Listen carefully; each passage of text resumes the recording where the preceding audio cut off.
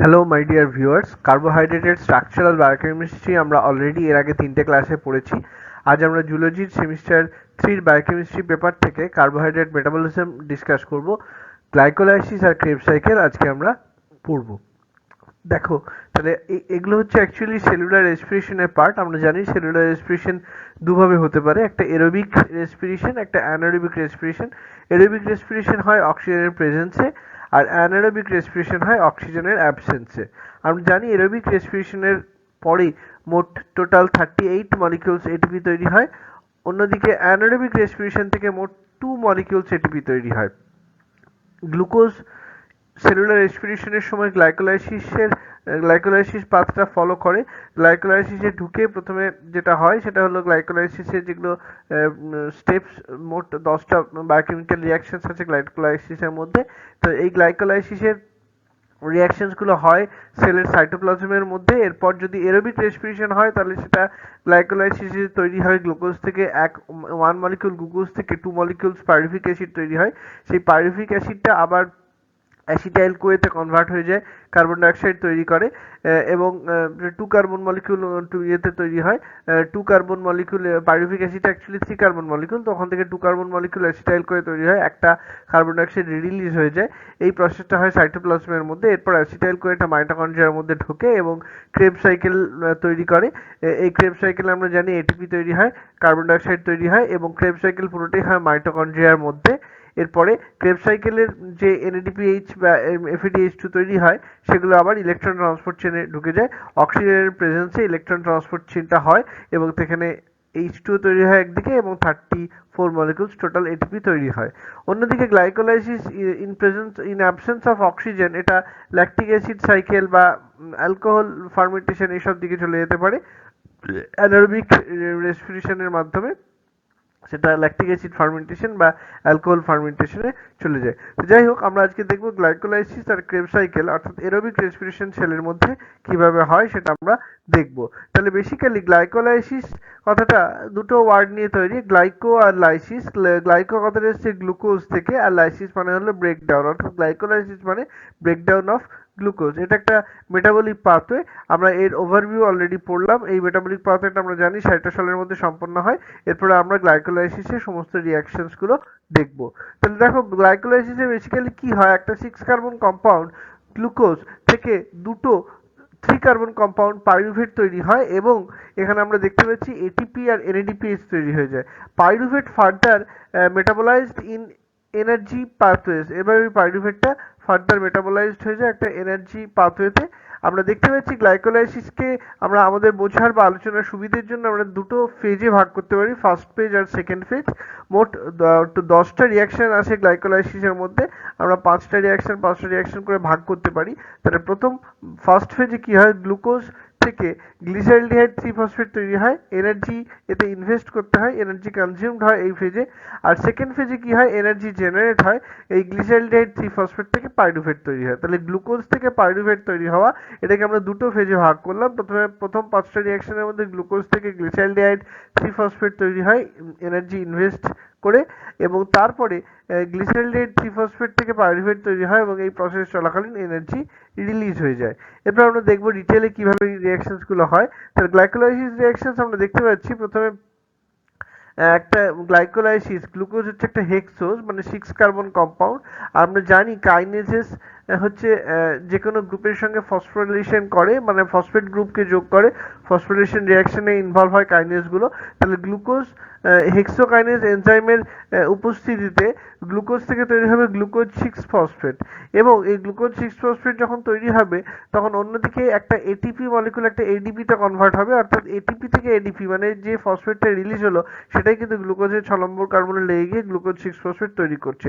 তবে গ্লুকোজ থেকে যে গ্লুকোজ 6 ফসফেট তৈরি হলো এর ফসফেট সোর্স হচ্ছে এটিপি মলিকিউল।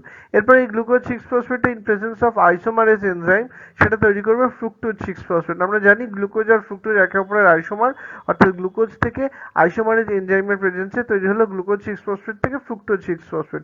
এরপর দেখো 1 নম্বর রিঅ্যাকশনের মতোই এখানে আবার 3 নম্বর রিঅ্যাকশনে আবার ফ্রুক্টোজ 6 ফসফেট থেকে ফ্রুক্টোজ 1,6 বিসফসফেট তৈরি হবে, অর্থাৎ আরও একটা ফসফেট যোগ হলো। সেই জন্য আরও একটা এটিপি মলিকিউল কাজে লাগবে এবং এটিপি থেকে এডিপি তৈরি হয়ে যাবে। এবং এই এনজাইমটার নাম হলো ফসফোফ্রুক্টোকাইনেজ। তাহলে গ্লুকোজ থেকে যেমন হেক্সোকাইনেজের প্রেজেন্সে গ্লুকোজ 6-ফসফেট তৈরি হয়, সেরকমই ফ্রুক্টোজ 6-ফসফেট থেকে ফসফোফ্রুক্টোকাইনেজ এনজাইমের প্রেজেন্সে ফ্রুক্টোজ 1,6-বিসফসফেট তৈরি হয়। ফ্রুক্টোজ 1,6-বিসফসফেট একটা 6 কার্বন কম্পাউন্ড এবং যার মধ্যে দুটো ফসফেট গ্রুপ রয়েছে। তো এটা ভেঙে যাবে ইন প্রেজেন্স অফ অ্যালডোলেস এনজাইম। তো এটা ভেঙে গিয়ে তৈরি করবে দুটো কম্পাউন্ড, যাদের প্রত্যেকের মধ্যে 3টে করে কার্বন এবং একটা করে ফসফেট থাকবে, যেটার নাম হবে গ্লিসারিলডাইড 3-ফসফেট এবং ডাইহাইড্রক্সি অ্যাসিটোন ফসফেট। এইভাবে ও দুটো কম্পাউন্ড তৈরি করবে। গ্লিসারিলডাইড 3-ফসফেটের মধ্যে 3টে কার্বন আছে, একটা ফসফেট আছে, আর ডাইহাইড্রক্সি অ্যাসিটোন ফসফেটের মধ্যেও 3টে কার্বন আছে, একটা ফসফেট আছে। তাহলে এটা এই যে গ্লুকোজ থেকে এই গ্লিসারিলডাইড 3-ফসফেট তৈরি হলো, অর্থাৎ গ্লুকোজ একটা 6 কার্বন কম্পাউন্ড, সেখান থেকে যে গ্লিসারিলডাইড 3-ফসফেট তৈরি হচ্ছে, এটা হলো এই প্রথম 5টা রিয়াকশন 1, 2, 3, 4 এবং ডাইহাইড্রক্সি অ্যাসিটোন ফসফেট থেকে আবার পুনরায় গ্লিসারিলডাইড 3-ফসফেট তৈরি হয় ট্রায়োজ ফসফেট আইসোমারেজ উৎসেচকের উপস্থিতিতে। তাহলে এই 5টা রিয়াকশনকে আমরা বলতে পারি এটা হচ্ছে ফার্স্ট ফেজ, যেখানে গ্লাইকোলাইসিসে এনার্জি কনজিউম করা হয়। এরপর আমরা দেখব নেক্সট রিয়াকশনগুলো কি হয়। এই যে গ্লিসারিলডাইড 3-ফসফেট একটা মলিকিউল ছিল ডাইহাইড্রক্সি অ্যাসিটোন ফসফেট, যেটা সেটা আবার ট্রায়োজ ফসফেট আইসোমারেজ এনজাইমের প্রেজেন্সে সেটা আবার গ্লিসারিলডাইড 3-ফসফেট তৈরি করবে, অর্থাৎ দুটো মলিকিউল গ্লিসারিলডাইড 3-ফসফেট তৈরি হয়ে যাবে।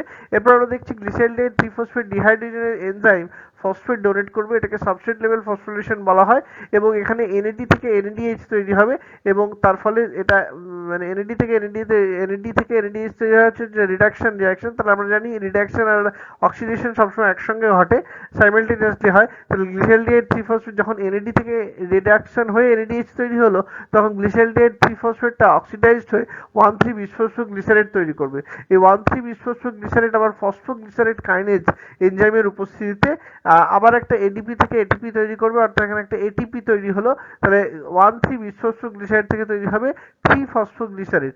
3-ফসফোগ্লিসারেট থেকে ফসফোগ্লিসারেট মিউটেজ এনজাইমের প্রেজেন্সে তৈরি হবে 2-ফসফোগ্লিসারেট, অর্থাৎ এখানে গ্লিসারেট প্রথম কম্পাউন্ডে ফসফোগ্লিসারেটের 3 নম্বর কার্বনের ফসফেট গ্রুপটা ছিল, সেখান থেকে 2 নম্বর কার্বনে শিফট করবে, মানে একই দুটোই ফসফোগ্লিসারেট কম্পাউন্ড, শুধু ফসফেট গ্রুপের পজিশনটা কার্বনের পজিশন অনুযায়ী চেঞ্জ হয়েছে।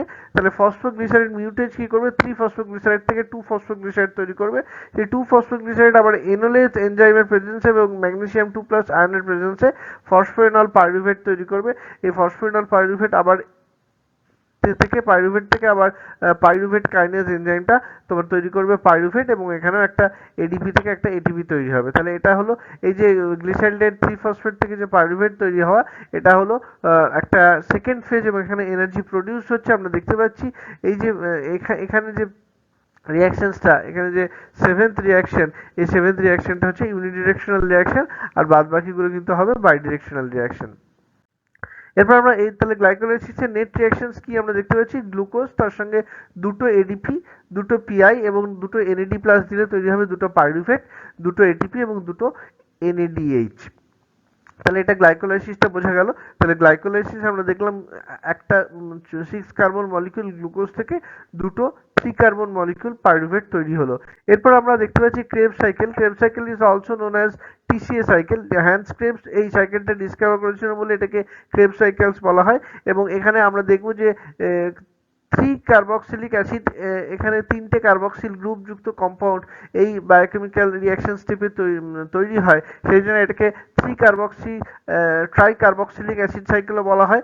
আবার আমরা এখানে দেখতে পাচ্ছি এখানে প্রথম যে তৈরি হওয়া firstly produce compound in this biochemical reactions are the citric acid, সেই জন্য এটাকে আমরা সাইট্রিক অ্যাসিড সাইকেলও বলবো।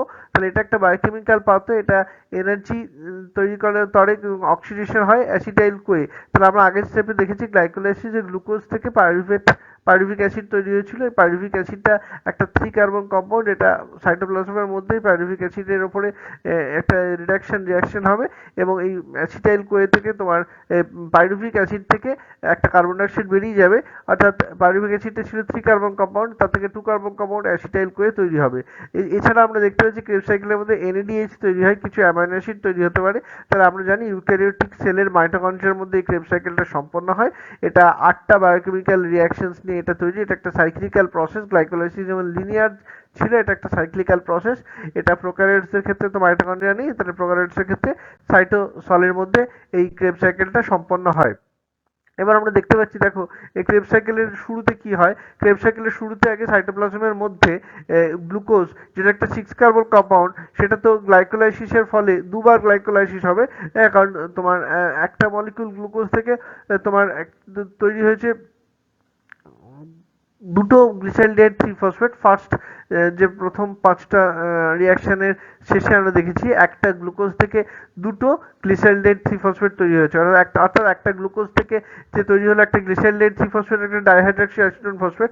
ডাইহাইড্রক্সি অ্যাসিটোন ফসফেটটা আবার গ্লিসাইলডেহাইড 3 ফসফেট তৈরি হয়ে যাবে, তাহলে দুটো গ্লিসাইলডেহাইড 3 ফসফেট হলো। তাহলে গ্লিসাইলডেহাইড 3 ফসফেট থেকে পরের যে 5টা রিয়াকশন, সেটা কিন্তু প্রত্যেকটা দুটো করে মলিকিউল তৈরি হবে। আমরা দেখতে পাচ্ছি যে দুবার এই গ্লাইকোলাইসিস হওয়ার ফলে মোট তোমার 3 কার্বন কম্পাউন্ড, দুটো পাইরুভিক অ্যাসিড তৈরি হয়েছে। এরপর পাইরুভেট ডিহাইড্রোজেনেজ কমপ্লেক্স আর একটা এনজাইম কমপ্লেক্স, যেটা সাইটোপ্লাজমের মধ্যে পাইরুভেট থেকে তৈরি করবে।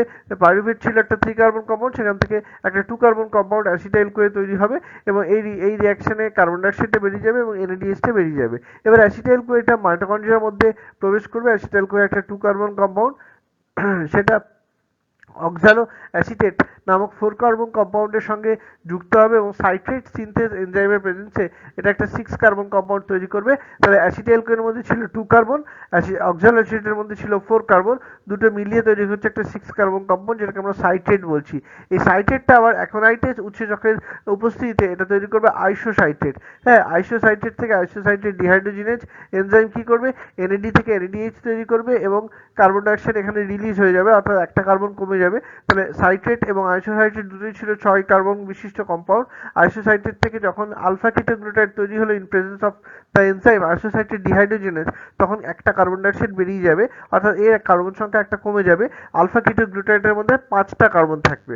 এরপর আমরা পরের রিঅ্যাকশনে দেখবো আবার একটা কার্বন ডাইঅক্সাইড রিলিজ হবে, অর্থাৎ আলফা কিটোগ্লুটাইডের আবার একটা কার্বন সংখ্যা কমবে, এবং যেহেতু আলফা কিটোগ্লুটাইডে 5টা কার্বন ছিল, সুতরাং এটা থেকে যেটা তৈরি হবে সেটা হলো সাকসিনিল কোয়ে।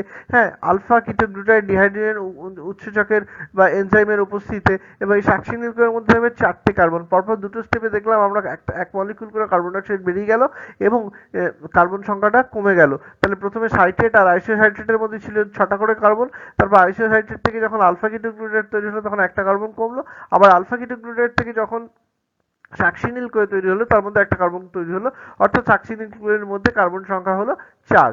এই স্টেপে কিন্তু এনএডি থেকে এনএডিএইচ তৈরি হয় এবং কার্বন ডাইঅক্সাইড বেরিয়ে আসে।